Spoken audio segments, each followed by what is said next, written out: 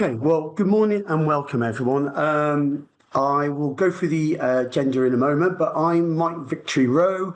I'm an associate with HQN. I specialise in asset management, but over the last few years, I have been involved and supporting organisations in respect of damp and mould cases. I've also worked with organisations on their policy, their processes, and I've investigated a couple of housing ombudsman's maladministration cases to try and understand root causes of problems. And over the last 3 months, I've been involved with a large council, helping them to do a preparedness check to go live with the Awaab's law in October. So it's an area I've worked in for the last few years. By profession, I'm a chartered building surveyor with over 30 years experience of working in social housing. It's a pleasure today to have Dot Polensky with us, who's a partner at Trowers and Hamlin, who will be giving insight and discussing the legal implications for us, which is really valuable for both myself and everyone attending today. We've built in 15-minute break at 11:40. We plan to finish at 12:30, but we're going to allow time after the end of each session to have any questions from yourself, as Abigail explained. So thank you. So that's our agenda for today, which I just explained. But importantly, I think it's what this session is about today. You know, Awaab's law is just around the corner, just after the summer holidays, where we know people will be on their breaks, etc. So I think this session I'll be looking at I'll also be looking at the links between Awaab's law and damp, mould and conversation. But importantly, as we know, it's also about emergency repairs. And it's about the learning and improvements we're going to make over a period of time. So we're going to look at providing the overview. We're going to explore legal duties later on. We're going to highlight some best practice that I've discovered for mould and damp and hazard management. Look and think about the culture and operational changes, which I'm sure you're already looking at. Reflect on how to prepare systems, people and processes. But really importantly, that focus on vulnerability, which I'll come back to in the residents' experience. And what we will value today, and I think everyone will value in the room, is your experience and issues as practitioners. So that's going to be an important part of today. So I'm going to start on the overview now and go through that. So I think, first of all, we have to remember why we're here today and what's going live in October. And this is off the back of the sad circumstances around Awaab that brings us to this point. And fundamentally, everything we're doing, we're going to get bogged down in systems, processes, policies, data. This is about tenants, residents, customers' safety in your homes. And that's the fundamental purpose of what we're looking to do or what we are doing. Interestingly, it's not new. We've had fitness standards, we've had decent homes, we've had HHSRS, and inherently we all have a duty of care undertaught to ensure that people are safe in their homes. But I think we're really aware from post-Grenfell and various events and various things that's come out from the regulator and the Housing Ombudsman Services. There's been failure in the sector and there's been a loss of trust. So we now have circumstances where we have increased regulation around that. So it's not just about that damp and mould. It's about our accountability, the empathy we have for our customers, and that we know their homes are safe. And when they're not safe, we deal and action that. As I mentioned, we've now got legal, regulatory and reputational risk. I've talked about safety. And in many ways, this is a legal turning point, and Dot, I'm sure, will talk about this in more detail in terms of social housing. And I think the shift I see is from, we may have aspirations or we may have objectives, but this is now becoming a statutory duty.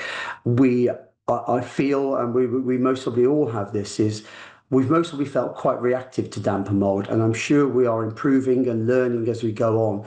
But the process is also about how we are proactive to seeing where issues occur and think about what else we can do to avoid those situations occurring in the future. So I suppose there's 3 words I think are important to remember. It's about safety, it's about trust, and it's about accountability. So those I feel are the very key factors around that. So now just talk about the requirements, and I'm sure you all know these, but this is introduced fundamental timeframes to us to work for, and that's a real challenge because of systems and process.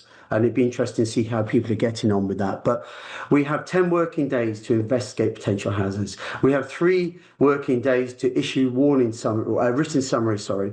We have 5 working days to make homes safe where risk is found. And we have 24 hours around emergency repair. We have responsibilities around alternative accommodation where hazards cannot be resolved. And that is also a link to understanding your residents' vulnerabilities, not just those in the system, but the conversation to understand what else is going on around trauma, etc. And what counts as a significant hazard? It's that alignment to the housing health and safety rating system.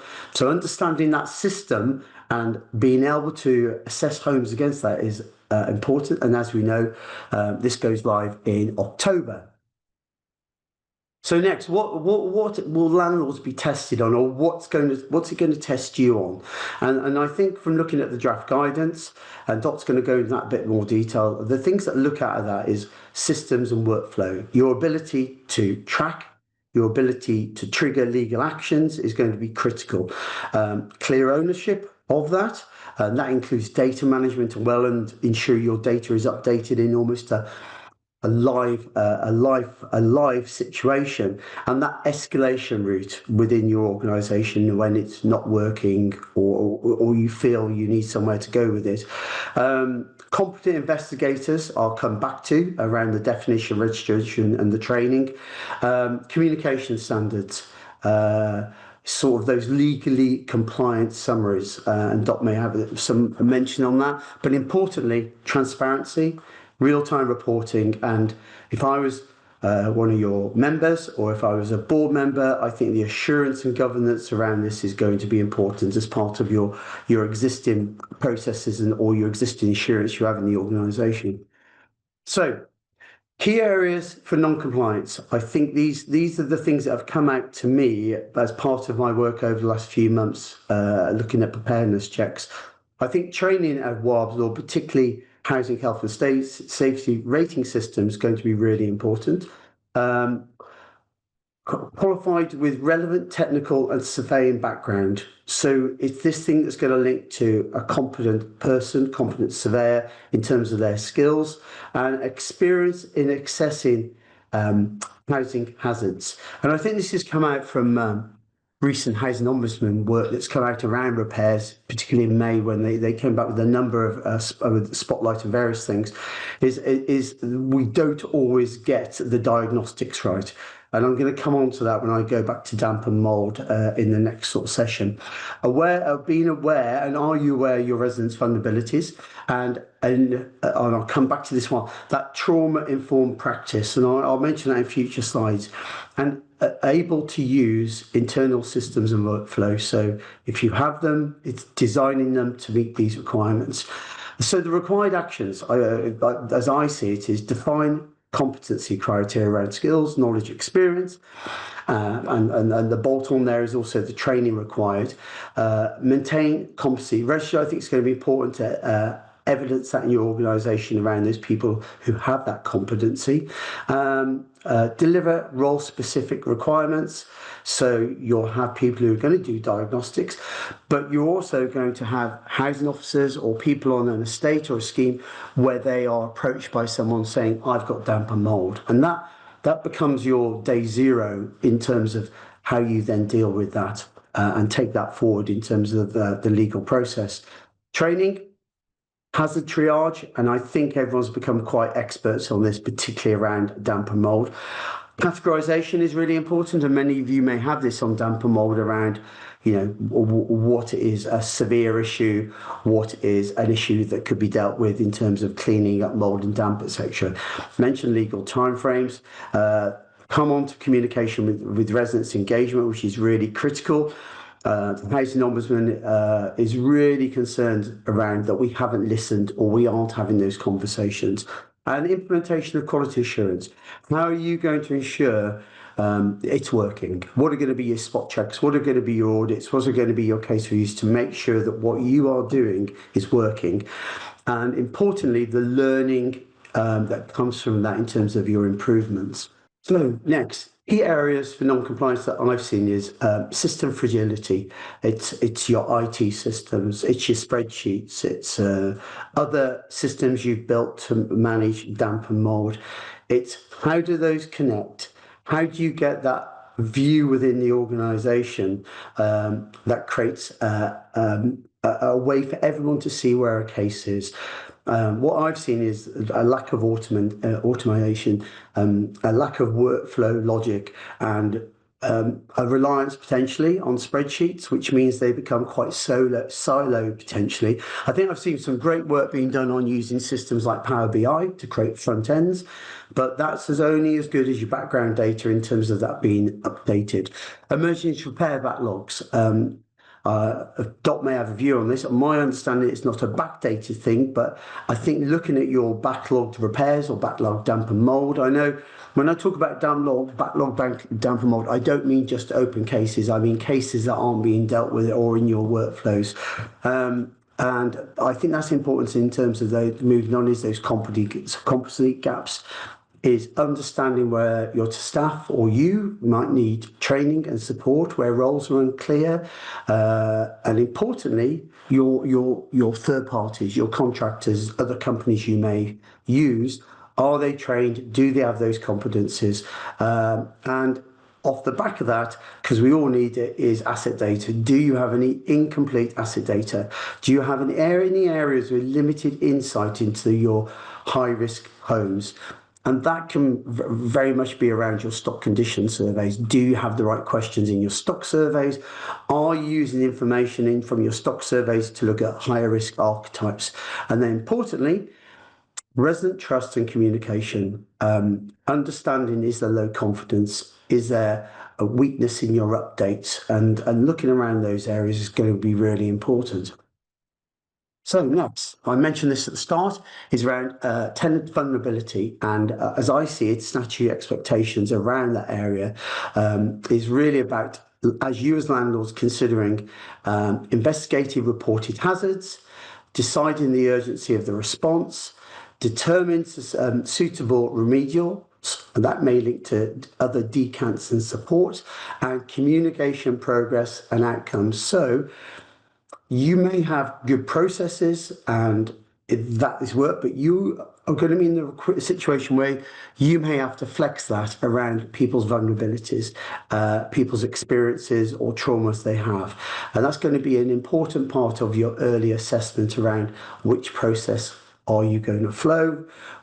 Will it require any area of bespoke actions? Dot's going to come onto this, but things around non-access or things where you may feel, okay, that's a resident issue, they're not dealing with that. From the Housing Ombudsman point of view, that's not going to be good enough. You need to think about what do you need to do in addition to support that tenant, that customer, that resident. And in vulnerability, it'd be interesting to see what Dot feels of this, but certain areas that pop out to me is younger children, older people, people with disability or long-term conditions, tenants with mental health needs or learning disability, pregnant women or partners, and those experiencing domestic abuse, trauma or bereavement. Those are lots of factors that we need to consider. A lot of those factors won't be in your systems, so it's going to involve some empathy, some sensitivity around conversations that you have. And my experience, some of us find that okay to do, some of us find that quite hard to do, to have those conversations.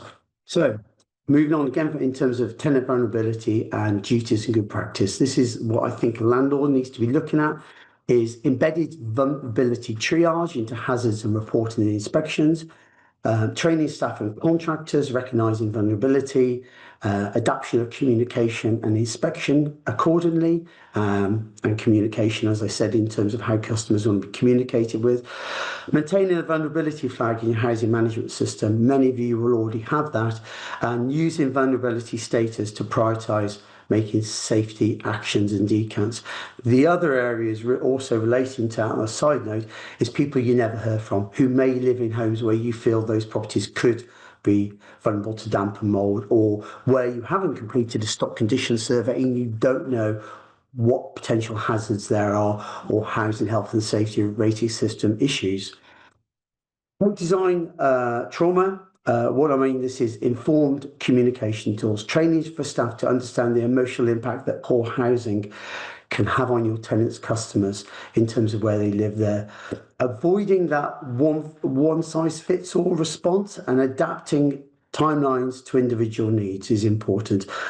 And from a communication point of view, I think some of the good practice around the right communication, also being clear about when you're going to get back to your customers, and then you do get back, and regular updates by their preferred method of communication is going to be key.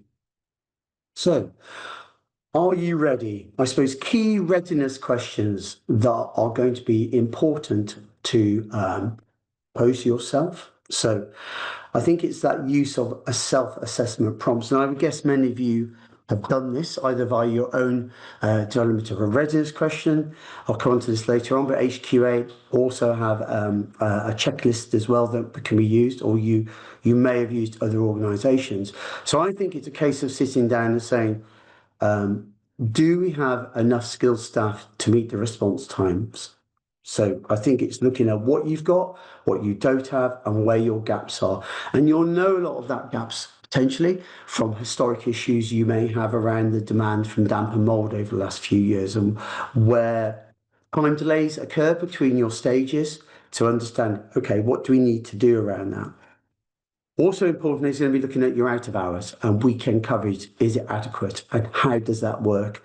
I'll be interested to see what Dot thinks about this in terms of, does day one or day zero kicking over the weekend? My feeling will be it will, and the process is going to be able to pick that, whether you have an internal coverage around that or external coverage around that, or people who are providing cover, or your contractors, whether that's external contractors or internal contractors. Have you mapped the Awaab's law timeline into your housing system? That's what I mentioned before around your 24 hours up to your 10 days. Is that something you are able to build into your system? Is it something you can create milestones to allow for your reporting in terms of, are you hitting those milestones, or do you need to think around interim solutions, whether those are off-the-shelf solutions or whether you've got to look at some damp and mould and Power BI solution? Are contractors contractually bound to these legal timeframes? You've most probably got existing contractors, or you've got SLAs with your existing internal DLO where you are setting out expectations around emergency and non-emergency repairs. But I think you need to think about, are we not capturing it, or haven't we captured that in our current contracts? And how can you create those or bring in those requirements as part of those contractual requirements, or as a agreement between you and your third parties? But importantly, when you're doing new procurement, or you're in a procurement process with your procurement team at the moment, make sure you're incorporating these requirements and that your contractors are telling you how they will meet and support you in delivery of these. Will you have a live register of competent investigators? I expect this is something we thought about, but maybe it's now time that we've got to set up that competent investigators register in your organisation, so you have clarity around who you feel is competent or who needs further training, and also around taking on new surveyors, new staff, and how you ensure they meet those requirements. So, can residents expect clear, timely, trauma-informed updates? That's a good question to prepare yourselves in terms of your readiness around those points to go, can we meet that? Yes or no? If no, what are we going to do about that in terms of quick workarounds or final solutions? So that's going to be an important part of that. So next steps and best practice. Practical priorities between now and October. I think it's going to be really important that you're finalising your workflows, that you are doing a little bit of testing, end-to-end process on cases that are coming into the organisation, or numbers of cases that are coming through. Validating data quality and inspection backlog, ensure that you are able to capture and that you are capturing the data you require. And then also looking at that inspection backlog and one, are we able to clear that? But two, what root cause issues lie in why you have that backlog? Because that's going to be important. It's a real factor and a real issue you currently have, and how you could fix that. So rolling forward from October, you are becoming more proactive in terms of managing them.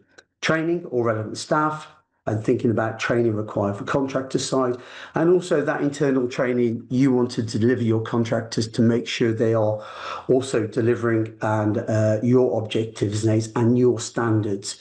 Embedding escalation, ensuring you've got systems in place, whether that's a compliance dashboard, whether that's resident face-to-face communication, and thinking about how that moves up for your organisation, whether that's for the repairs team, the customer team, whether that's for your managers, heads of service, directors or executive directors, and importantly, for your board members or your members in terms of how that assurance and governance flows through the business. I'll come on right to the end, but also consider your post-October situation and thinking about, might be post-Christmas, but thinking about, do you need to complete checks yourself? Do you see failure points and you need to think about how do you redesign that? But also thinking about independent audit or your internal audit process to assess, are you got full compliance? I think this is a go live situation. The way I look at it, it's a project. You need to be looking at the various stages of that project and any changes or improvements that are required. So next, additional support, just things I'm thinking about where I've been working on, things that might help. I think ragging can be quite useful. I quite like the idea of red, amber, green. It's easy, it's visual, around your checklist, around those things that are working and those things that you're almost there and those things you've got to try and sort out. Process maps, I think, are good. I think process maps are good if they are reflecting and helping you to deliver your current situation, and over complex process maps that aren't deliverable, you need to think about how do you move to that process. So you may need interim solutions and recognise you want to improve upon that. Escalation model I've mentioned, resident summary templates. Think about the responses you're going to deliver to residents in terms of your findings. I think having some templates is really important, but also avoid falling into the situation of the one size fits all. You're going to need to think about individual responses within those. And case studies of service redesign, just thinking about where you have developed service changes that are good and work, but also I think as a sector, and we do see these coming out via HQ and other organisations, it's case studies that help us improve. You know, we shouldn't be reinventing this for our own selves. It's about us working as a sector around this. And as I mentioned, Awaab's Law Readiness Self-Audit Framework, HQN have that, and we're going to issue that at the end of the session, and other support that organisations which HQN can provide. So the other thing that's just come out in our email tray, and I'm sure you're looking at your response to the consultation on this, which is in September, I think it's early September, is the consultation on Decent Home Standard 2025, Decent Homes 2, and there is a link to Awaab's Law. And I think when I've been through the standard, it's about raising the bar for safety. I think that comes across from that consultation, which came out in July. Some highlights I picked out from that is homes must be free from all category 1 and key category 2 hazards.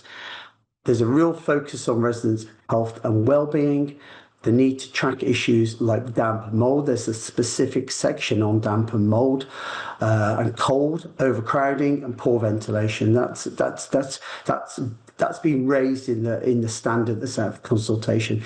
There's also clear standards for kitchens, bathrooms, conditions. That's critical. That's a real change. It's about going into your home and assessing the kitchen, the condition of the kitchen, of the bathroom, of the windows as you see it. Not just when it was installed, not the life cycle renewal date, but what's the kitchen condition now and does it need to be replaced or repaired? Landlords are required to assess and resolve risk proactively. So that is a link to Awaab's law, emergency repairs, and Awaab law rolls out over the next 2 years in terms of that. So as I mentioned, the lapovers I see it is in terms of Awaab's law, the legal timeframes, the ongoing monitoring. So that is not just stock condition is really important, but it's other asset information you have in the organisation around repairs, compliance, other observations you may see, and thinking about your stock condition strategy in terms of how does it fit your properties, their archetypes, and the risk within those. I think Fiona McGregor said it must be 3 years ago now. A finance company. If you think a 5-year stock condition survey is adequate, you need to question that and think about your archetypes. That might be fine when you've taken new build properties over, but you need to think about what strategy you have and think intelligently about what properties you might need to revisit on a more regular basis. Resident-centric service, clear communication, ensuring those written state summaries go. That's a new challenge for us. Prioritising the vulnerable residents, and importantly, this is a data-led investment process using asset intelligence to target prevention and risk-based upgrades. As I said, not just stock survey, but look at it as an overall asset data within your organisation. So I think that's going to bring me on to questions. So I'm just going to turn off my slides and see what questions we have. And Abigail, you can stop sharing, bear with me. Right, we are back. So thank you very much for listening to me. So Abigail, what questions we have jumping out the chat? And at the end of that, if anyone then wants to put their digital hand up, then we will also jump to that. We've now got just over 10 minutes, so a good opportunity. Great. So thank you very much for your questions, everybody. So Rob has popped in the chat. Let me just have a look. In fact, Rob, if you'd like to unmute yourself. That'd be great. Hello. Hi, Rob. I'm in a very noisy office. It's not too bad here. It sounds okay. You're fine. So if you're anything obscene, it's not me. What can I do for you, Abigail? You just popped a comment in the chat, Rob. Yeah. I've done two actually. So the second comment is, I've had some training on this, and we're going along the lines of installing the ecosystems to start monitoring when we have the damper mold situation. That I was under the premise that we have the 5-day periods, we have all these periods, but we also have a 12-week as a maximum. Believe that a case. Dot, is that your understanding? I think this is right, because you can't resolve everything within that time frame. No. But I think that communication and updates is going to be important. Dot, is that your understanding? Yeah, my understanding is it's a 12-week long stop. So if you can't do the investigations within 5 working days, then you've got that 12-week long stop, and then you've still got the reasonable period of time to complete the repairs, is my understanding. So it depends on, because you could have situations where, I mean, the obvious example is if you've got structural issues. So it's going to take you longer to investigate that, for example. So yeah, 12-week long stop. So I just want to clarify this because I'm a bit stupid. Okay, is that law? Yeah. Okay. Yeah, basically. So it's in the regulations. Okay, thank you. Yeah. I just needed that clarity, because we're gonna beat ourselves up on these timelines, and if it's unreasonable or we've got mitigation, then we can revert back to the 12 weekers law. Yeah, it's just going to be a question of, you will have to justify why it's taking you longer. And it's so when I speak, and Mike's already done it, and we bang on about keeping records, and you're going to have to justify. I don't want to preempt what I'm going to say, but you're going to have to justify why it's taking you longer, basically. No, I'm going to say I'll be saying Dorata said that. So that's okay. I think your first comment was I'm a bit stupid over this. I think it's good to question this. And no one's stupid on this. It's just we need to understand and get clarity. But I think for all, and you'll know this, I think all the complaints and investigations I've ever looked at around damp and mold, the thing that always jumps out is we could have resolved this 2 years ago. And the issues are we didn't update our systems correctly. The week turned into a month, into a quarter. We didn't get back to the tenant. We maybe didn't look at vulnerability. So I think if you are meeting all those requirements and you are going back to the customer to say, yeah, we've got this headache, we're going to resolve it, and you keep that process going, the regulator is going to see that you're fulfilling your duty of care and ensures you'll deliver this. So I think that's a good question, Rob. Thank you. Anything else, Abigail, or anyone you would Yes. like to pull out to ask us a question? Do indeed. So we've got a question here. Becky, I believe you raised your hand as well. Becky has a question. Would you like to ask a question, Becky? Yeah, thank you. So I'd like to ask about the vulnerability categories that you put up there. So are they in the law? Is that your opinion? Because I'm finding it difficult to understand why somebody with bereavement would be a higher vulnerability than somebody that's not bereaved. Correct me first of all whether my assumptions are correct, but that's my insight to what I think. And I think the key thing to say that is not a closed list. That list could be quite significant, and that could be all down to how I deal with bereavement and how someone else deals with bereavement. So, Doc, what's your interpretation of that? No, I was actually making a note as you spoke, Mike, because I speak about vulnerabilities, and I agree with everything that you've put there. The guidance doesn't. It gives you examples of what vulnerabilities there might be. Obviously, what Mike's put down is wider, but I agree with everything. There's no actual legal definition within the regulations of what is a vulnerability, and you've got to be aware of. I'm trying to think of an example where you will know with some of your tenants as to when you will have to consider them to be vulnerable, and it could be that example like Mike's given you, that how one person deals with bereavement isn't how another person deals with it. So at that point in time, they will be considered vulnerable. Okay. Yeah, there's a comment there I've just seen from Angie saying vulnerabilities fluctuate for individuals. You have to take all things into consideration. I agree with that. Absolutely. Okay. Great. And then Sorry, go on. Sorry, I was going to say I had another question then, unless you want to carry on with vulnerability. I think the other thing to think about, which I'm currently doing in the organisation, is, and Dot's going to come on to this, is things around no access.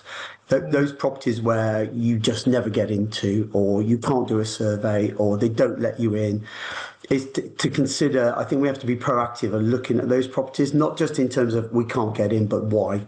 And what does that mean? And one is what support can we give, and secondly is we haven't inspected those properties, so we need to do that. Okay. My other question then was, you touched on out of hours. So if somebody was to identify mold, for example, out of hours, and then you said the clock would start ticking from that moment. However, my understanding that is that it relates to working days. So if you have, you are correct. Yeah. So how would it start? How would it start ticking on Saturday morning if the surveyor isn't aware of it until Monday morning? My understanding is that it would be from Monday morning. I think that's a good challenge. I think you might be right. Dot, do you think that's correct? Well, I think because I saw that pop up in the chat, and the timelines are all subject to working days. But if it's an emergency, it's 20. The regulations say 24 hours. But also remember, it's from when you know, or you're put on notice. I have nothing left to talk about when I do my session, because I talk about this as well. But it's when you are put on notice of that, that there's a potential significant or emergency hazard. So if you don't know about it, genuinely don't know about it until Monday morning, then that's when the clock starts to tick.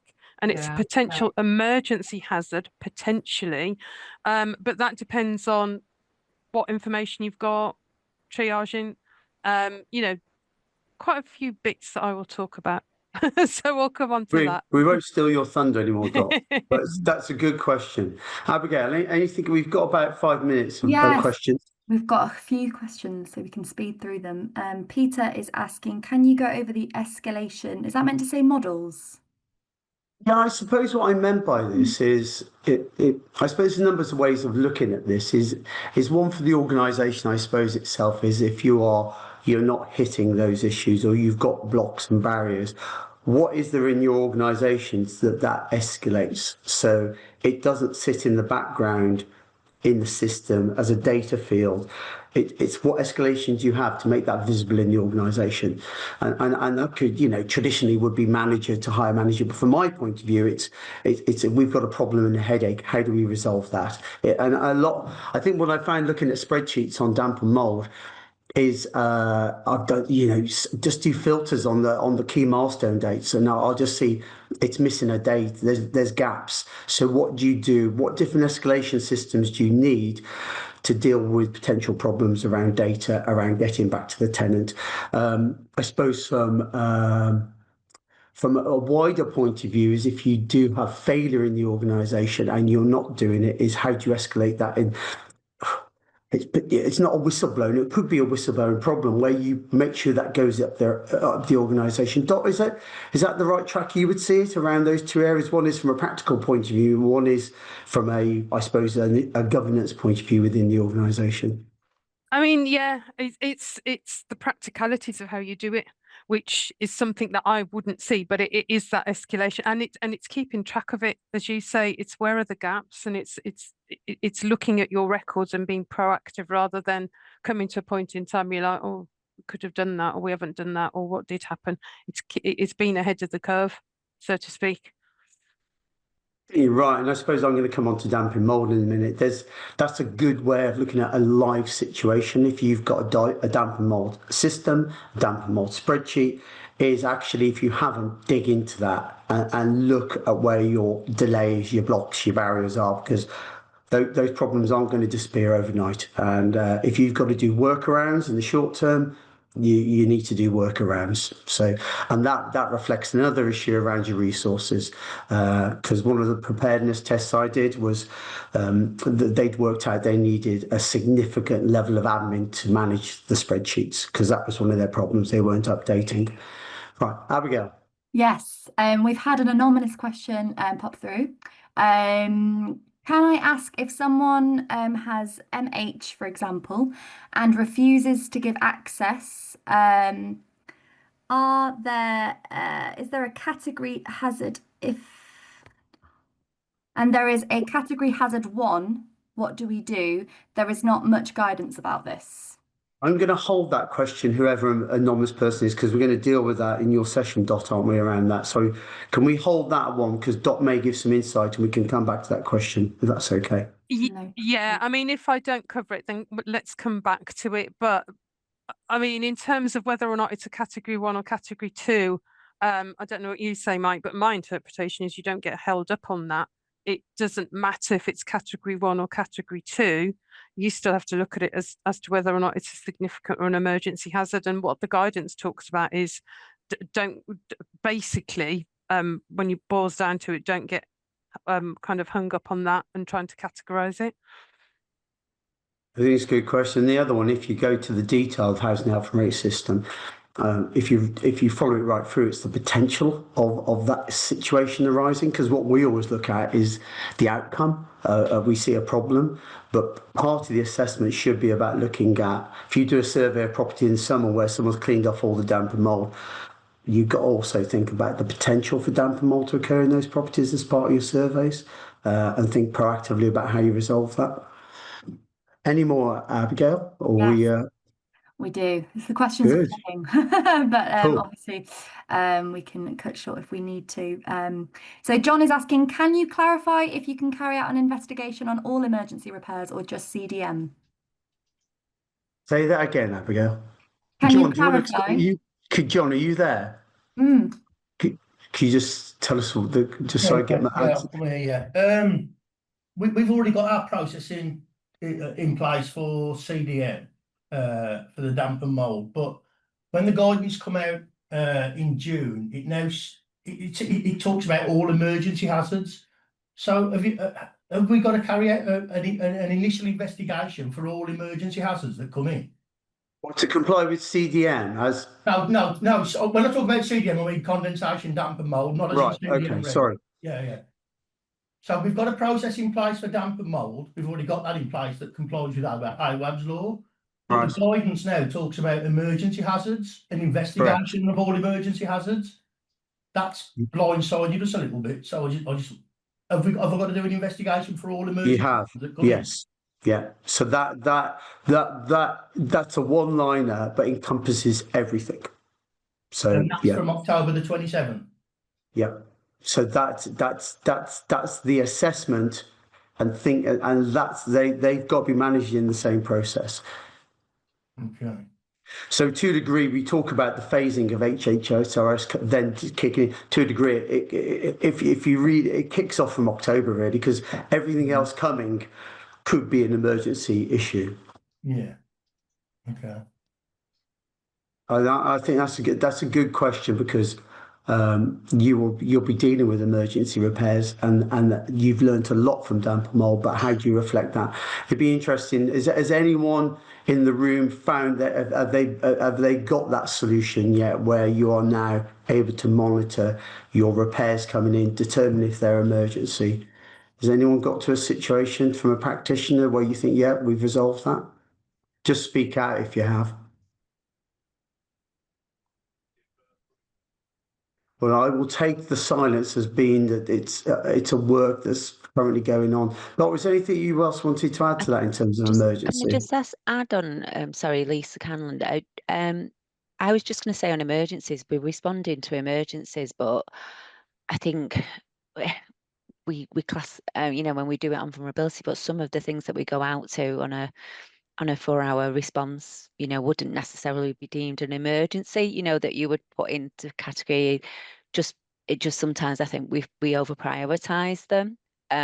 So it's whether we create no heating, no hot water, for example. We're getting them in, was the heat wave last week, customer access, we went out to an emergency, which isn't really necessary emergency, I would suspect, for most people, but they might be sort of like a customer who's got a significant, like a chronic health issue, that it might be an emergency in summer months. But I think that's the issue with it being all emergencies, that I think we over prioritize a lot in the sector, because and I think it's pulling that back really. That's, I think, we're struggling do we create a new category that this is the hazard and this is the ones that will fall under our Awaab's law? Because some things we go out to, I'm questioning whether it would, just because we're calling it a 4-hour emergency response, but I wouldn't necessarily class it as a specific hazard. So we've got some more work to do with the customer access team, but sometimes that's based on what the customer's telling you as well. I mean, if I jump in at this point, but the examples that have been given, certainly in the consultation that took place last year, and they're more or less replicated in the guidance, it is things like broken boilers, so you've got no heating, no hot water, total failure of water supply. Quite how you might be responsible for that, I don't know, because that's likely to be the water authority, but there you go. Things like insecure doors, windows. And there's a good example given, I think, in the draft guidance about, it's a single mother living on a busy road, and she tells you that her front door is insecure. That's an emergency. So it's those kind of emergencies, which I would think most landlords, like you say, you're already dealing with those things as emergencies.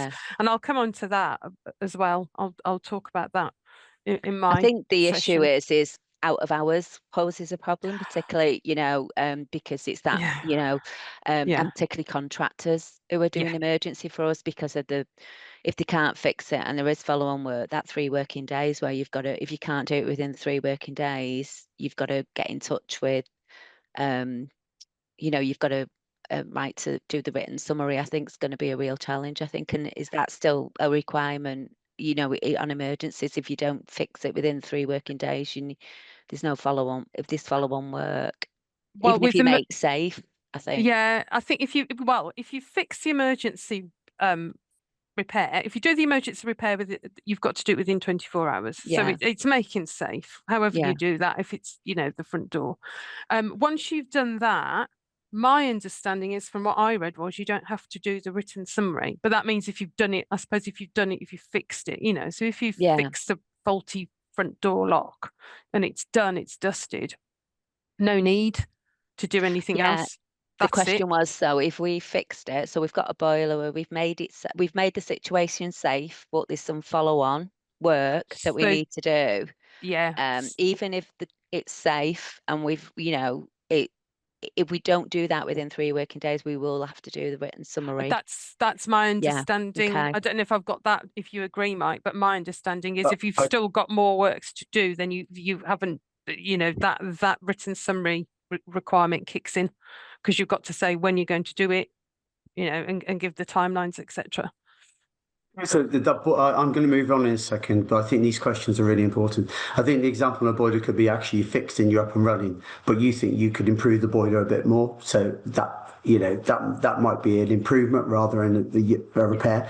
I think the real challenge is the time, energy, and resource and thinking time to look at things individually, and I think that's a challenge. So I know we might have more hands up, Abigail, and I'm going to do a bit on damp and mold now, but I'm happy when I come to the questions on that to just link it across the whole Awaab's law and damp and mold, so that's fine. So I'm going to reshare if that's okay.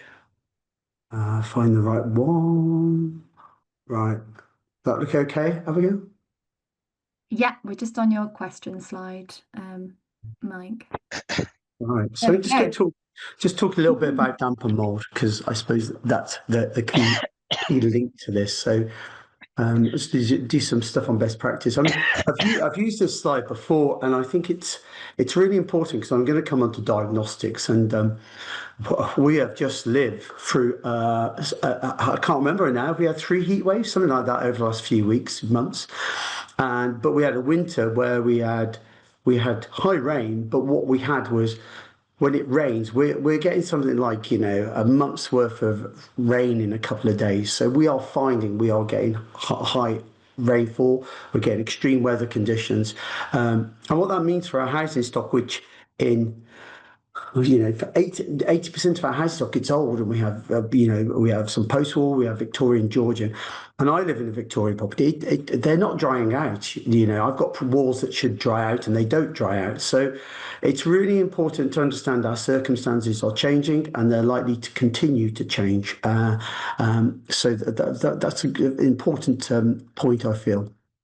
So in terms of best practice, I suppose we know this because we've just talked about it, why it matters. It matters because of Awaab's law and the legal mandates that we need to be faster. It needs to be more risk-based in terms of damp and mould. The damp and mould is not a lifestyle issue. They are health hazards that have a disproportionate effect on vulnerable tenants, and that the current situation is we have over 1 million children living in homes with serious hazards. So urgent intervention. I feel it's easy for me to say this, but it is a moral and legal imperative. And why damp and mold matters, damp and mold is now a legal definition in terms of a health hazard, not just lifestyle, as I mentioned. It's going to be captured specifically in the new decent home standards, post-consultation. I feel that will just stay in there. We have these timelines we've discussed. We've talked about vulnerabilities, and the failure to act exposes you as landlords to legal action, to ombudsman's finding and reputational damage, and also in terms of consumer standards and your position in terms of regulatory inspections or where you self-refer. So understanding the scale of it, as I mentioned, that we have 1 million children living in homes with serious hazards. Damp and mould is disproportionately affecting social housing tenants, although with the change in private rental coming around, decent homes and HHSRS, we know the private rental market is it's a very different one end to the other, but we have a lot of properties where people are living with damp and mould. Awaab's desk was preventable. I think that's the key finding that came from that. And as I've said, the regulators felt that the sector is under scrutinised in that aspect. So that is changing and has changed. New standards and enforcement means landlords must demonstrate a proactive risk management basis. And a lot of the questions we just had relate to the current situation. But I think as part of your process improvement and development is thinking about how you become more proactive, what your learning is, what your stock condition tells you, how you're going to proactively invest to reduce the likelihood of these cases occurring. That sounds easy, doesn't it? But it's the most we feel in terms of organisations where you may have backlog investment, or you've got damp and mould to resolve and you've got to complete your EPCC by 2030. It could feel like there is another wave coming in after that wave, and I think this will take a period of time to get to that point. So what does best practice look like from my feeling in 2025 and beyond? I think importantly, root cause identification is really important. I'm going to come on to some side about diagnostics, but I think we all realise it's not just the cosmetic treatments, it's not just the cleaning and redecorations, it's looking for that root cause of the issue, of which we know ventilation is a real key issue around that in terms of adequate ventilation in existing homes. It's a hazard-led approach to inspection in terms of HHSRS. It's a cross-team cutter. It's not just about the stock surveyor or any specialist surveyors you have. It cuts across asset repairs, your housing management alignment, and any contractors you have in that respect. It's a clear case ownership, I feel. It's about that case start to finish in terms of owning it. It's and I think we are moving. My experience is we're not passing the buck anymore. We're not passing it from one person to the other. It's maintaining that ownership of a case from start to finish, and that gives you your accountability. And that also, as we discussed earlier on, it gives you the opportunity to escalate. Because if you don't, becomes really difficult to escalate. Real-time tracking, that you have the ability to capture conversations, discussions, key milestones, and that's captured in your processes, linked into that clear communication.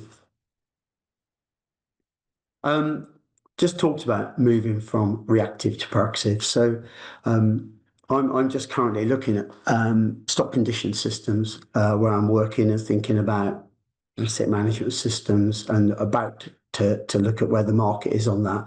But using stock condition data is really important, but also using other repair data. That I think, and it'd be interesting if anyone's got to this point, and we all talk about it, about prediction of risk. It's that element of using your stock data, using your repairs, using your compliance to actually look at your data and predict likelihood of damp and mould occurring in properties. So if anyone has got a solution to that, or starting to see a solution, whether that's AI or something else, I'd be really interested to hear from you in the follow-up questions. Identify high-risk properties and archetypes links into that, but we all know if we have a damp and mould problem in one property, in many cases it will be reoccurring potentially in other flats. So it's those archetypes and the issues around those archetypes to why and how we prevent those issues occurring. Building long-term investment plans to tackle things like structural problems, tackle ventilation, and also improving your retrofit and ventilation around that. And implementation of resident education to prevent the reoccurrence. Yeah, it's the culture of blame that should be gone. But we take responsibility in terms of the things we need to do. But yes, there may be areas where we need to educate and support people live in new properties. There's many cases, I'm sure you have them, of new build properties where they've just not worked because ventilation may have been switched off or something like that. That's an area we need to work on. Then next, it's about embedding your policies, your process, your people and technology. And I'm sure you have all done this around damp and mould, that you have updated your policies so they're clear. They have definition on significant hazards and alignment to legal time frameworks. You may have to do some updates around Awaab's law that's just out there in terms of draft format.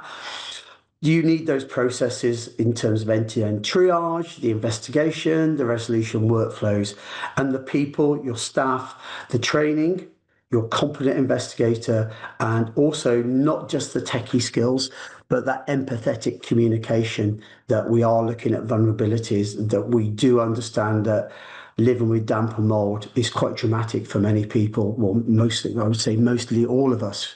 And then the technology, your systems, are you able to embed the tracking, the dashboard, the alerts, the Power BI front end?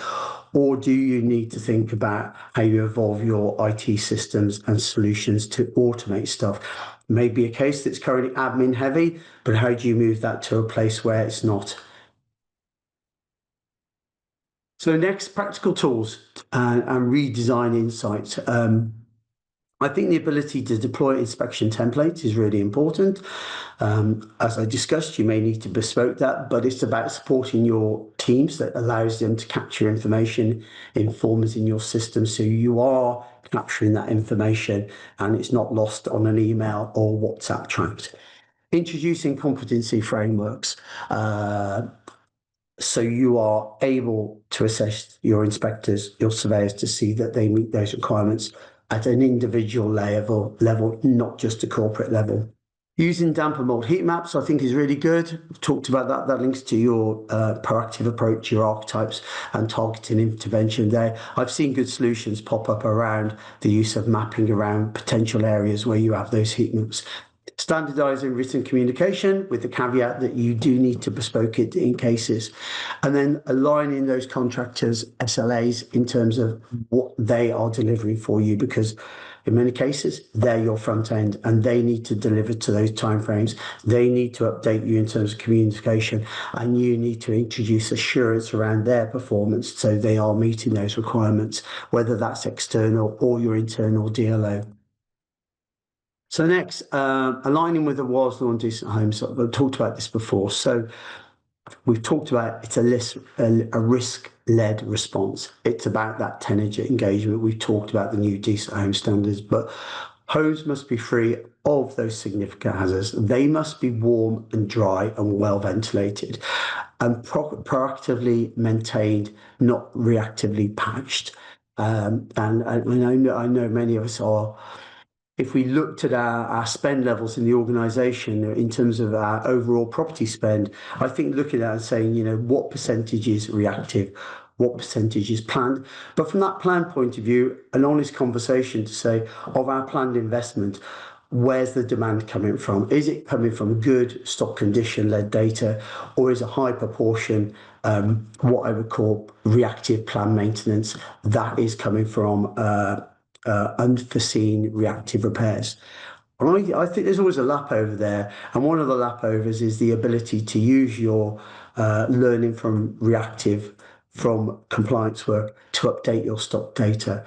So that is a relevant source to ensure your stock data reflects your current situation. That can be challenging and can be system led and can be admin heavy. So compliance is both, as I mentioned at the start, it's a legal obligation, but also I feel a moral obligation. So next, looking at identifying root cause of damp and mold, and this is headliney, and we could spend a whole day looking at building pathology, but I think that's a key change in respect of our diagnostics of damp and mold problems. So areas to think around that is damp is the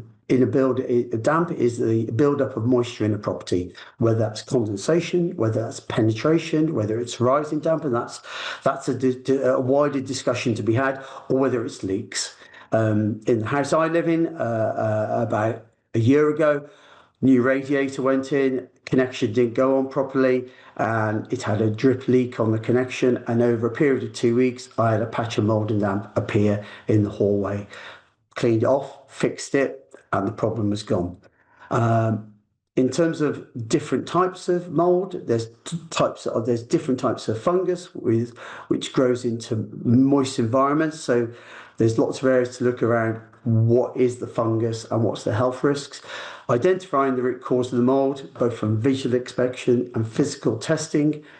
Addressing damp and mold, hence is looking at the removal of mold, the remedial works required to address the effects, And then how do you resolve that in terms of ventilation, humidity control? How do you improve energy efficiency, inadequate heating, and things like structural repairs? And then damp and mold in terms of home is not just a lifestyle, but there is a relationship to ensuring that our homes are fit for purpose. Can they cope with cooking, baths, washing, drying?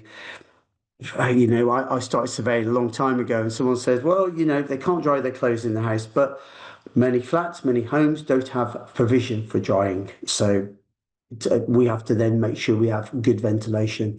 Damp and mold results, as I mentioned, from other building defects as well.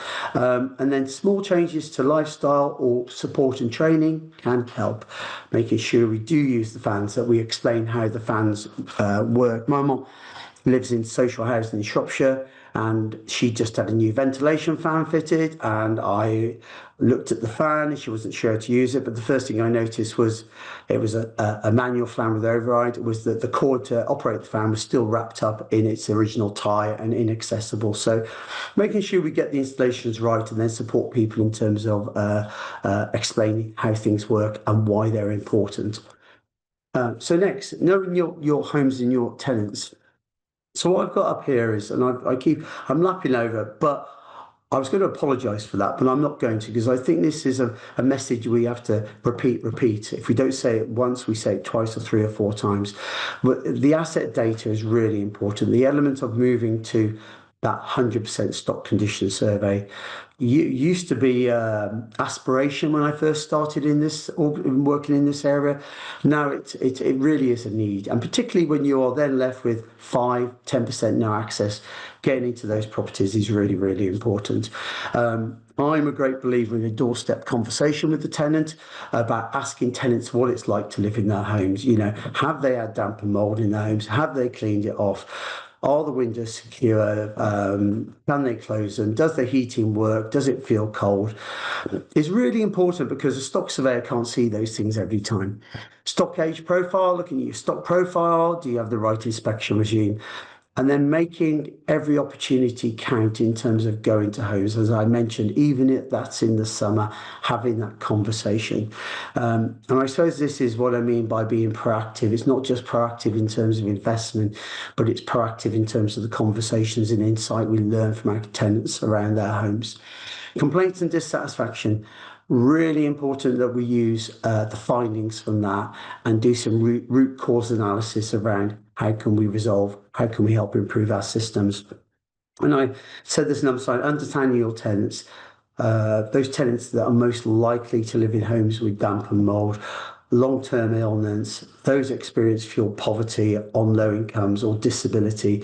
And I did do some research it was a number of years ago now, but looking at cases of damp and mold and how they link to ethnic minority groups. And there is a higher probability that people in ethnic minority will live in homes that have a higher potential for damp and mold. Your strategic asset management strategy, that's really important. I think it's really important. It supports your corporate strategy for quality, safe homes, but also recognises the work you've got to do in terms of knowing your homes and then improving those quality. The cases of increased investment to reduce damp and mold is essential. So next steps. I've got a few slides on next steps now, and then I'll come back to just check my timing. I've got a little while. Next steps, I'm going to look at these, so I won't go into these in detail, but these are the things you need to look at before October.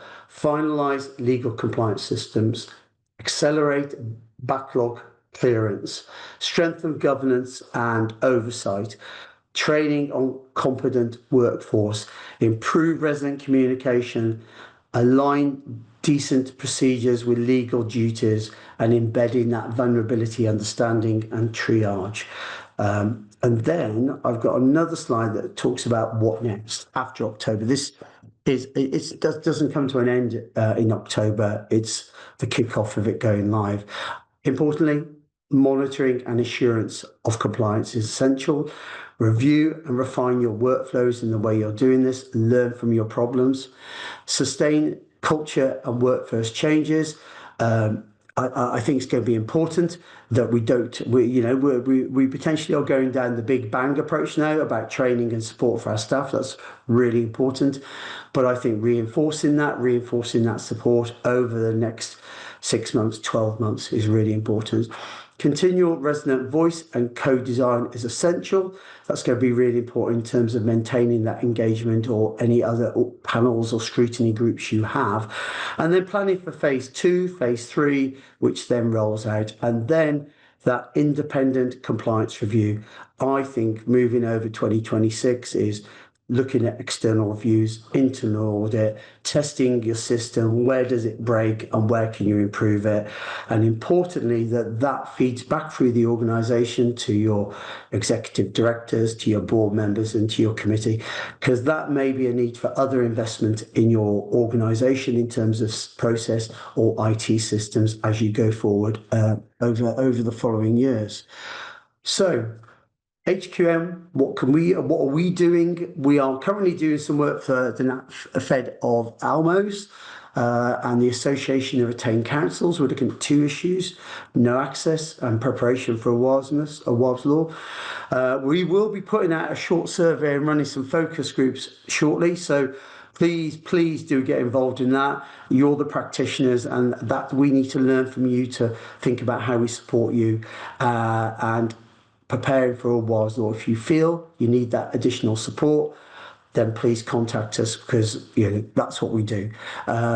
So I think that brings me to other questions. So let me close that, if that's okay. Right. It is now, we've got 5 minutes on questions and then we've got a break. So thank you for that. So Abigail, questions and support. If you could ask people, if you could read some names and ask and come back to the questions. And Dot, if you're happy to join in again, that was really useful. So we've got a question. Becky, would you like to ask your question? Yeah, it was just for clarification. So on the first slide that you shared, it was 10 working days to carry out investigation, but then on some subsequent slides it said 14. So yeah, I may have got 14. It's 10, isn't it, on that?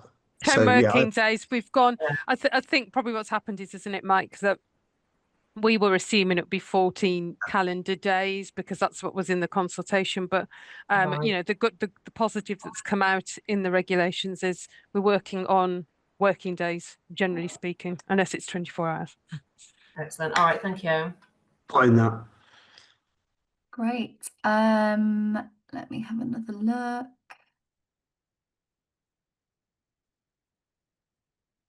Rob, we asked your questions. Marie, this is from the previous, because we've not had many questions popped in the chat this time round, which gives us time to answer the previous ones. Marie, would you like to ask your question? Yes, it was to do with the vulnerability. So what I was thinking was the conversation will be at the front end with usually a call center or an officer, and they then tell that officer they're vulnerable, but we don't have any record, or we've got no information in our system, or after a conversation with our neighbourhood housing officer, they're not aware of a vulnerability. Where do we stand with that? Because obviously Awaab's law is that you've got to deal with that as a vulnerable person. We know there's no caveat around what that actually means legally, but yeah, where would that leave us? Shall I jump in?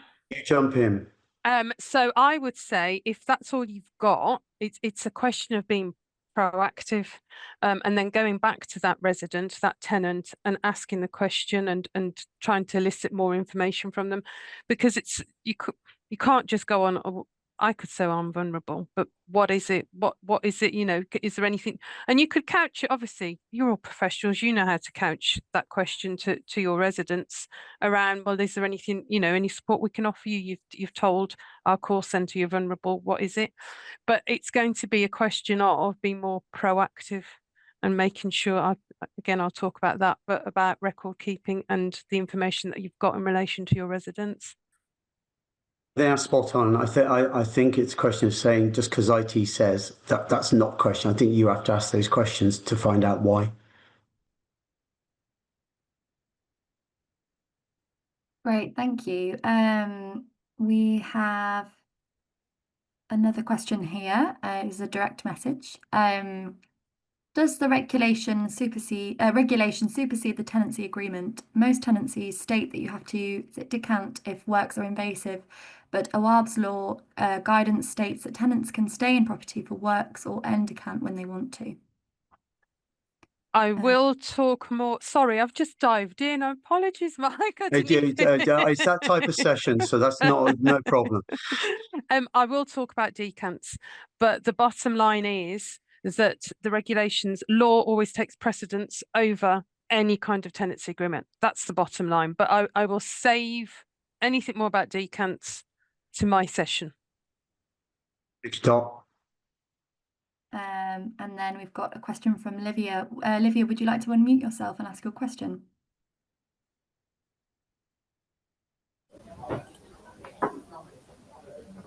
Sure. So one of our biggest challenges is actually no access. So we have, several cases where we do the investigation, we organize for the works to be completed, but then we really struggle to arrange access with the tenants. It would be interesting to see and really useful to see how other organizations overcome this challenge. Is it something that we can, enforce at one point via the court? And also, it's just understanding where are we being left in terms of, from a risk point of view in breach of Awaab's law.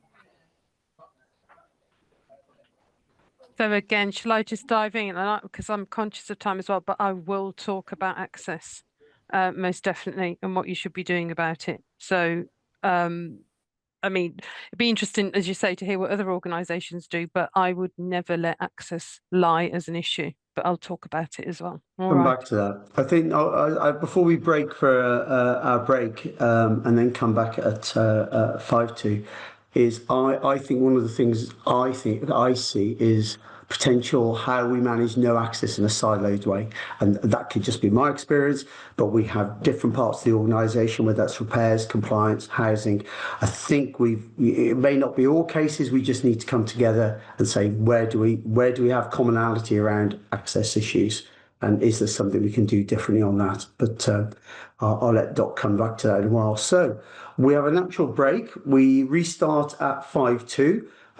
So see you then. Thank you. So I'm just going to move to our final session, and I think what's come from the questioning today is this is a really important session. Sorry, Doc, for saying that, but I think it really is that understanding of what we do via our legal obligation. So I'd just like to introduce Doc Polensky, partner at Trowers and Hamlin. People will know them as a legal firm who work a lot in social housing. Over 20 years experience in residential property sector, having started her career at Bristol, not Bristol, that's where I live, Bath County Council, and specialising in all aspects that may face a residential landlord. So I will hand over now, and thank you for finding the time today, Dot. Thank you, Mike. So yes, just to kind of expand on my background, I'm a property litigation lawyer, and most of my work is for social landlords, and the majority of that work consists of housing conditions claims. I was just saying to Mike this morning that kind of 5-6 years ago, probably about 20% of our caseload consisted of housing conditions claims, and now it's more like 80%. And I'm sure a lot of you on the call have had the same experience, and I don't think that's going to change given that we've got Awaab's law fast approaching on the horizon. So I will pick up, obviously, and expand on what we talked about before the break. Apologies if there is some repetition, but some of it is worth repeating, but we can probably skip over some bits and then there'll be enough time for questions. So next slide, please. In terms of, I've just put up there so you've got it, that the regulations you all know, laid before Parliament, 25th of June, you've got the name of the regulations, there's a link there, and we all know that they're coming into force from the 27th of October of this year. So next slide, please. But I think it's worth just taking a look back at what was in that announcement that the government made on the 6th of February, so that we know what's coming on the horizon. So obviously we know we've got to address damp and mould from this October. We've just talked about the fact that emergency repairs also have to be covered from this October. And then it's in 2026 that the requirements are going to be expanded to apply to a wider range of hazards. So that will include excess cold, excess heat, falls, structural collapse, fire, electrical and explosions and hygiene hazards. And then finally, it's 2027 that we'll see an expansion to the remaining hazards, excluding overcrowding, which is good news because I think a lot of us were concerned about how you were going to cope with trying to remedy that hazard. There's a problem with a lack of housing and especially social housing. So if you did have a family that's overcrowded, it's not unusual for us to come across situations where you've rented a property to Mr. and Mrs. They had one baby perhaps at the time. They're in a 2-bed flat. 3 years down the line, there's about 3 children, if not more, in the property, and you've got nowhere to put them. So thankfully, we're not going to have to deal with overcrowding under Awaab's law. Next slide, please. So just to finish off on what that announcement in February said, the government has said they want to take a phased approach to Awaab's law to ensure that it's applied as effectively as possible. They said they're going to test and learn from the implementation of the damp and mould measures to see how that goes and then take it further. So they said that before we get to October, you've all got to be fixing dangerous issues before then in any event. All I'd say about that is, I know there's kind of tensions as we've talked about what is an emergency repair, how is that going to look under Awaab's law, but you're already doing a lot of that. Keep doing what you're doing, and then obviously we've got to factor in what we've got in terms of how you're going to deal with the 24-hour period, which we've talked about before the break. And that last point is that the government said there'd be draft guidance, that there would be guidance on the implementation of the requirements. And we have got that guidance now. So next slide, please. So a lot of what I talk about, I will refer back to the guidance. As much as this is draft guidance that's just been published, you've got a link there as to where you can access it. I don't think it's going to change much. The government has said it's intended to be just guidance and not an authoritative interpretation of the law, but it is quite handy. The government has also said that it welcomes feedback on that guidance. If anything does need clarifying, if any additional information will be helpful. So I would encourage you all to feed back. There's an email address there. So make the use of that. And if there's anything that you think in the regulations that you've looked at that needs clarifying, then do go back and feed that back.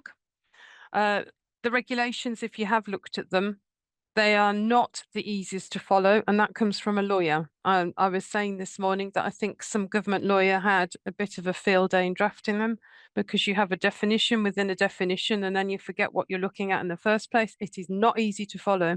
So if you think there's anything else that you want clarity on, feed it back. And the finalised guidance, all we know is going to be published ahead of Awaab's law coming into force in October. But as I say, I don't think it will change much. There might be additions to it if your good selves, for example, feed something back and the government puts that in. So next slide, please. So we've already seen this morning, we've had a concern about when the obligations under Awaab's law are going to kick in. The legal obligations kick in when a landlord becomes aware of a potential hazard or there's a material change to a potential hazard. That's what the guidance has said. Now, be aware that you can be put on notice of a potential hazard in many different ways. It's not just a tenant phoning you up and saying, I believe there's a hazard in my property that needs to be investigated under Awaab's law. You are highly unlikely to get that kind of approach.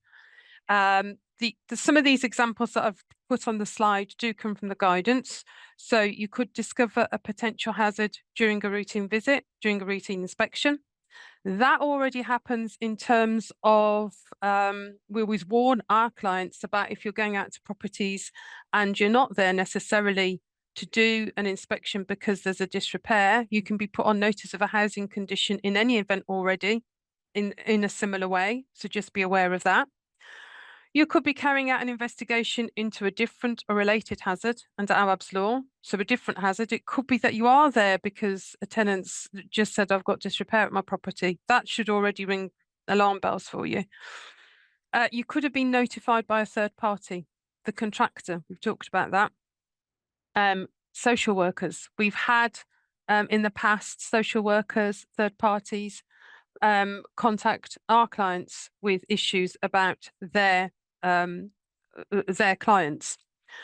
You could be notified or made aware by another body. So it could be the regulator. It could be the local authority. So always be conscious and aware of that.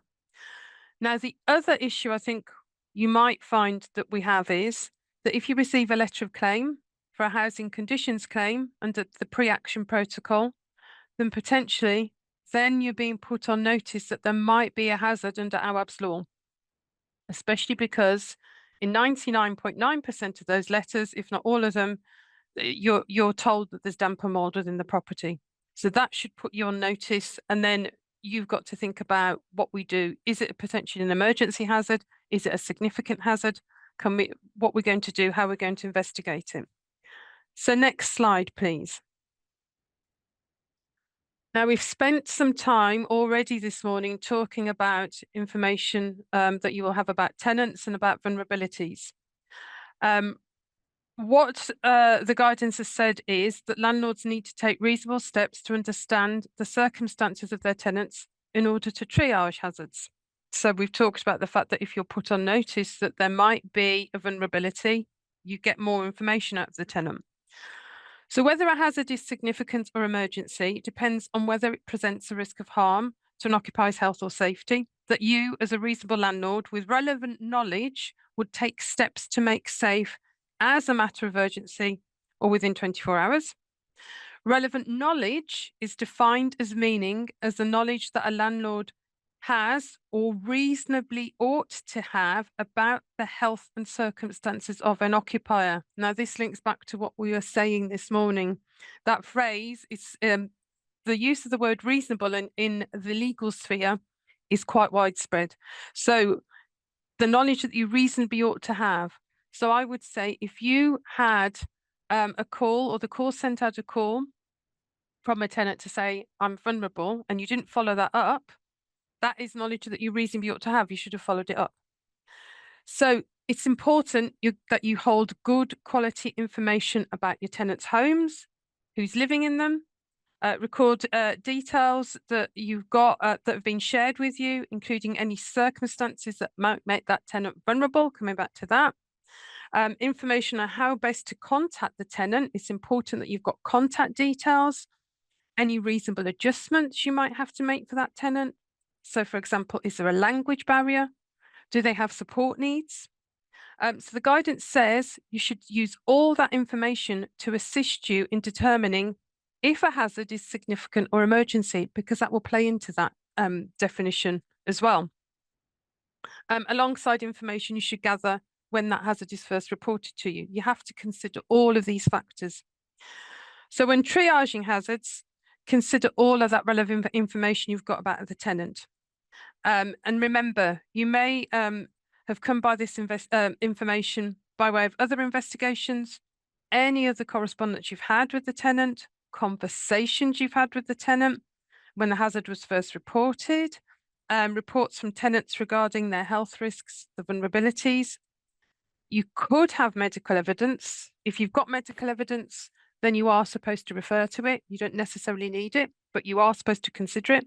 And of course, that information from third parties, there could be information from social workers, schools, all of that becomes relevant.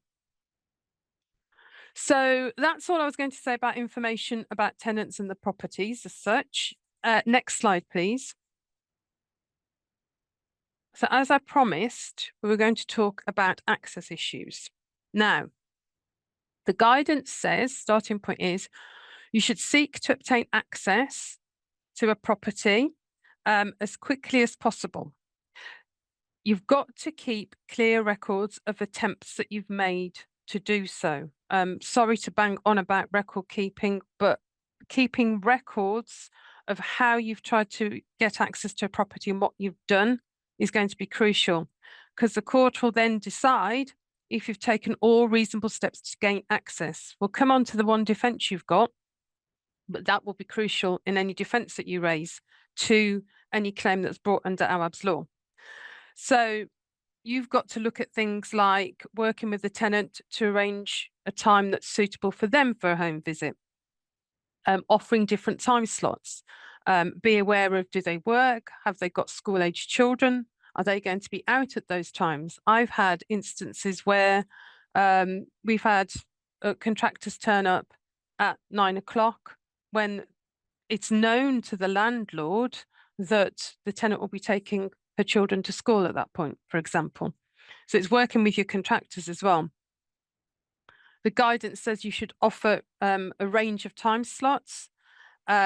You should make multiple attempts at various times of the day to contact the tenant and use different routes if one fails. So it's probably things you already, I'm sure, do. So if you can't get through on the mobile phone, have you got any other numbers? Have you got email addresses? Have you tried next of kin? Even the hand-delivered letter, whatever it might be. You've got to make all efforts to engage with the tenant, provide them with information as to why you need access, and then what they can expect that will happen during that visit. So also, as I've said, you might have to engage translation services, accessible communications for the tenant if they need it, the information simplified, for example, for them in some way. Also, information about who will be attending. So, for example, you might have that vulnerable tenant. We've had instances before where we've had a female tenant who had been subject to a traumatic assault some years back, who didn't want male contractors in a property at all. So it's about what support you can offer. Can you take that tenant elsewhere for the time that that appointment takes place? Can you have somebody who's a female who's with her? Because obviously having female contractors is probably impractical. But all of those things to consider. If you can't gain access, you leave the usual type of no access notices that you are used to using for the tenant. What the guidance says is that if the tenant is unwilling or unable to provide access, that you shouldn't be found to be in breach of Awaab's law. But as I say, you'll have to document all of that and prove it to the court.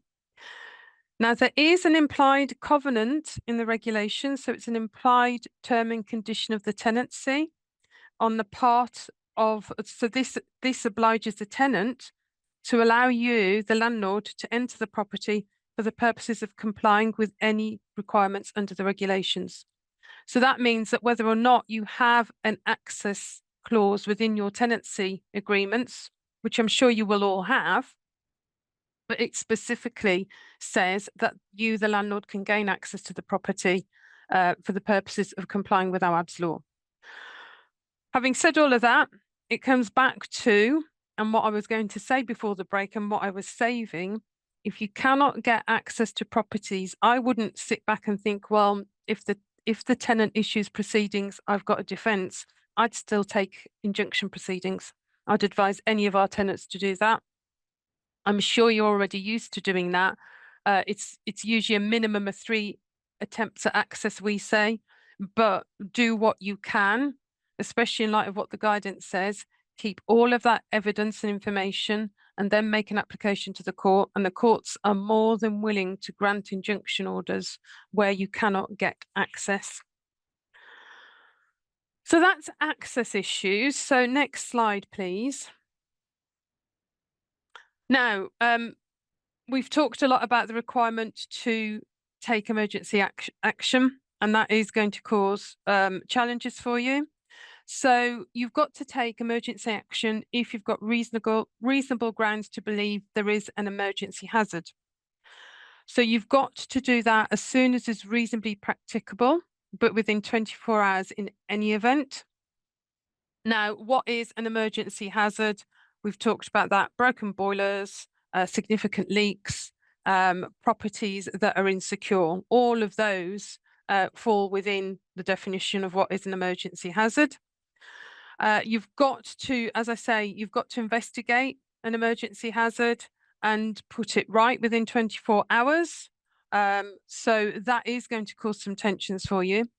What the guidance does say is that you can utilize your own policies and procedures that already exist if that assists you. So you might have things that you already do in terms of if there is a boiler breakdown and a tenant is without heating and hot water, or what you do in relation to significant leaks.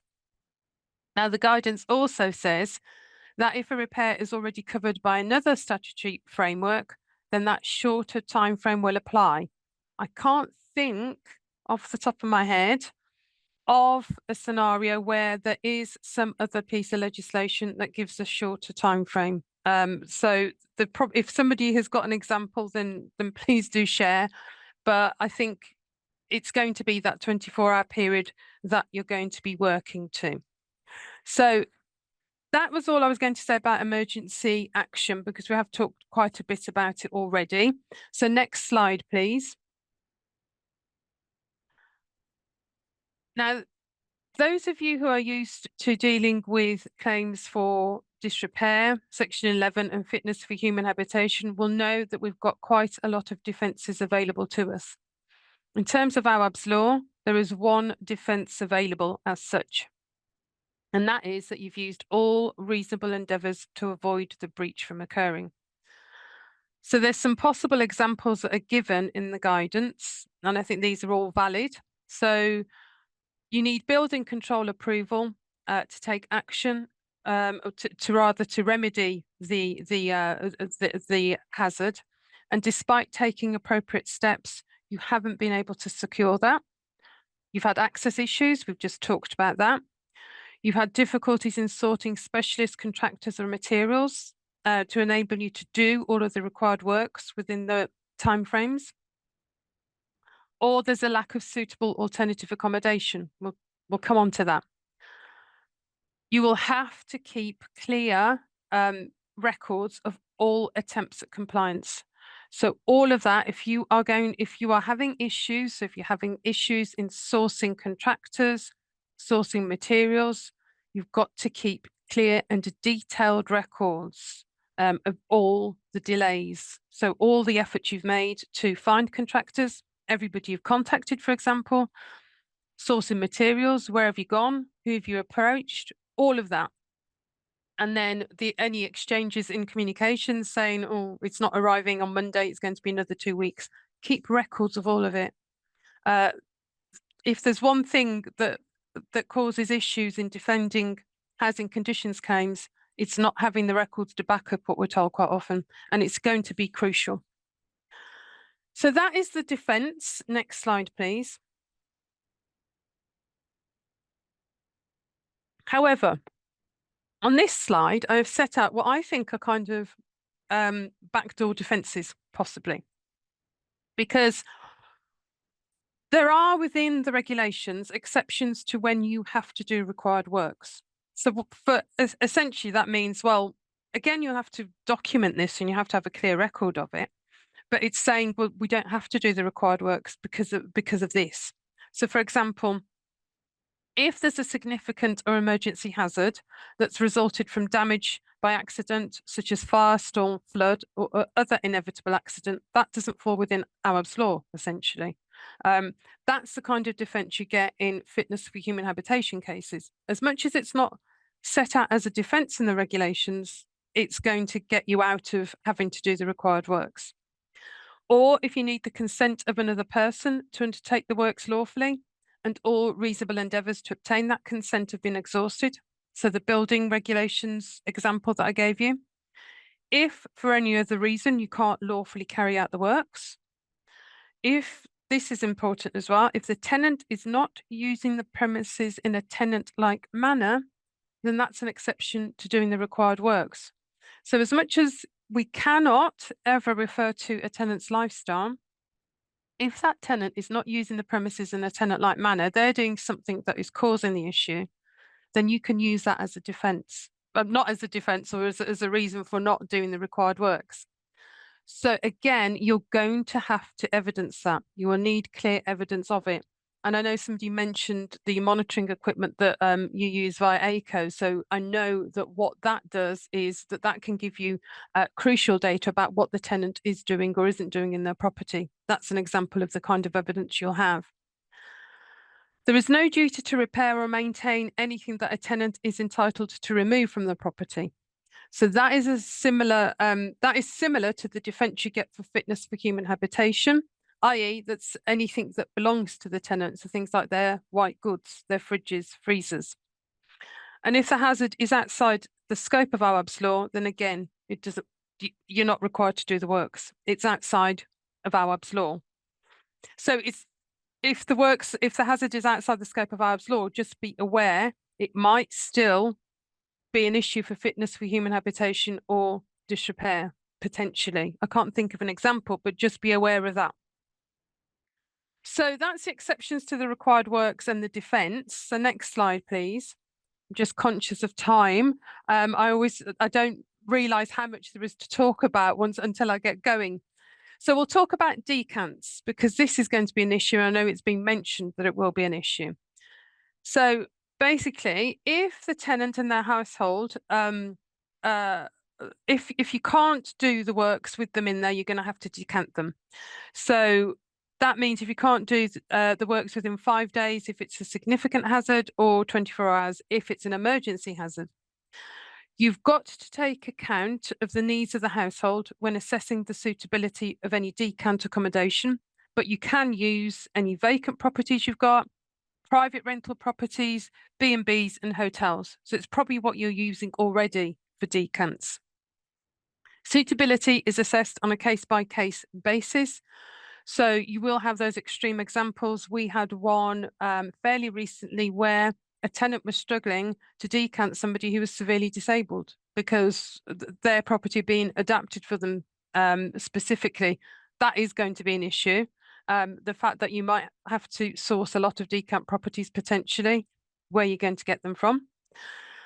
It's important to note as well, though, that the requirement to provide a decant ends if the relevant safety work is completed, if another investigation concludes there is no significant or emergency hazard, or that no relevant safety work is required, or that you can't do the work because you cannot secure the necessary consents, which we've talked about, or the tenant gives notice to you in writing that they no longer want the decant. Unlikely to happen, but that's there. So next slide, please. The other thing, I think we've skipped one. No, back again. That's it, that's the one. So the other thing to note is that a tenant might refuse a decant. It's their choice whether or not they move. If they decide to stay where they are, you are supposed to provide them with documentation that tells them the actions that they should be taking to avoid or mitigate the risk of harm, or alternatively, you give them a statement saying that you don't think it's possible to do anything to mitigate the risk to them. I'll come back to that and tenants' refusals. The guidance also says, I'll just mention, that you're supposed to consider alternative options if a tenant refuses to move, which includes paying additional costs. It says compensation and inconvenience payments if they choose to stay there. That's what the guidance suggests. And then the tenant has got to inform you in writing if they wish to make their own arrangements or change the agreed arrangements. Now, what I will say about tenants refusing decants if it's not safe for them to stay there, I again wouldn't risk leaving the tenant there. We have taken injunctive action, injunction proceedings against tenants who have refused to move if we say it is dangerous for them to stay there. We had a case, the one that always springs to my mind as a good example to give you is a tenant who our client discovered was living in a property with a great big gaping hole in her living room floor. She was a recluse, I think, I seem to recall. So I can't remember how it came to light. She refused to move. We got an injunction forcing her to move to decant accommodation, because I would never be able to advise any client to say that's okay. Just give them a statement about it's dangerous for you to stay there because you could fall down the hole. I had to decant them. So that's what I was going to say about decants. Sorry, conscious of time, I'm nearly there. So the next slide, please. I've called this "and finally." It's not quite "and finally," but there's just a few points to mention here about what the guidance says. The guidance recommends that tenants use a landlord's internal complaints procedure, that they go to the Housing Ombudsman or alternative dispute resolution to address issues and not court action. So the government is always discouraging us from going to court, and that is being discouraged again. It reminds us that parties should be complying with the pre-action protocol for housing conditions claims. And if a case does reach court and the landlord is found to be in breach, then you can be ordered to do the repairs. It's an order called specific performance. Surprise, surprise, you'll be ordered to pay compensation. We don't know what that will look like yet. There's no guidance on that. And some or all of the tenant's legal costs. I could talk more about that, but we haven't got time today, but we all know how what tenants' legal costs can look like. They can be pretty steep. The other thing that the guidance also points out is that Awaab's law is likely to be a breach of consumer standards. So just be aware of that, because it says if you are in breach of Awaab's law, you're likely to be in breach of the safety and quality standard, basically. So you could have issues with the regulator.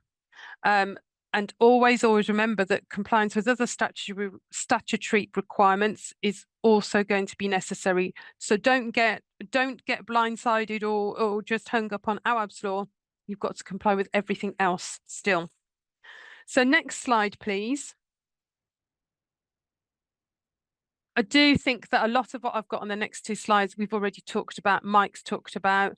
We've talked about decision making on whether or not there is a hazard, about competent investigators. Mike talked about that, upskilling staff, upskilling or educating contractors and keeping an eye on contractors. The evidence that will be available to you when you're triaging, consider what you've got and what you should have in terms of documentation. Timeframes for completing repairs. As much as you will have the long stop of 12 weeks to start the repairs, you will then have a reasonable period of time to complete them. Be prepared to justify what that reasonable period of time is. Why is it going to take you another 3 months to do it? What is it? Make use of that information you've already got. Stock condition surveys, staff visits, because prevention is better than cure. Are you adequately resourced? I'll leave that there because that is going to be an issue for many of you. So next slide, please. I promise this is the last one, and then we can move on to questions. This goes with adequate resources. You're going to have that administrative burden. Who's going to be triaging initially? Who's going to be producing the written reports? We've talked about having relevant information on tenants and their households. Data accuracy, I don't need to go over that again. I'll leave that there because we've talked about it. And decant issues, that's another one to highlight. And what are you going to do about it, especially if tenants refuse to move and that property is unsafe for them? So that brings me to the end and hopefully some time for questions. Apologies, I have run over. I very rarely do that, but when we start talking about Awaab's law, I always seem to go over. Oh, not at all. Thank you, Dot. That was, I think, really insightful. And so I've learned some stuff from that. So thank you for that. So we do have some time for questions, Abigail, if we have any in the group chat. We do indeed. So our first question is, are we going back? Should we expect the number of claims to increase with Awaab's law? Janice is saying that question. My own view is, I think it will take a lot of these solicitors a bit of time to kind of get their act together in terms of Awaab's law. I only say that because when we got fitness for human habitation, they would throw in the properties unfit for human habitation and they rarely did anything about it. And it's taken some time for us to actually see anything come out of that. There still hasn't been a Court of Appeal or a Supreme Court case on fitness for human habitation, but there's been quite a lot of county court decisions, for example. But I think there will be an uptick. I don't know about the rest of you on the call, but a lot of our clients have seen a kind of plateauing of the claims.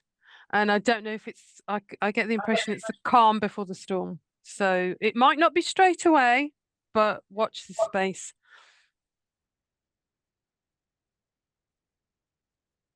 Oh, you're on mute, Abigail. Thank you. Surprised that was the first time today.